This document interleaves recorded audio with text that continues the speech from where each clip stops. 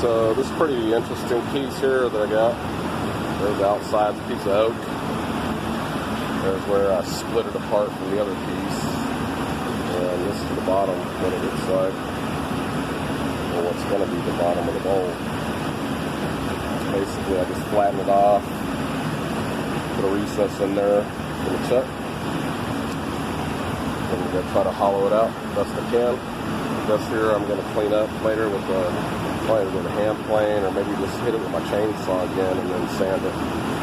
We'll see what it looks like after I get done cutting the bowl out of it. Anyway.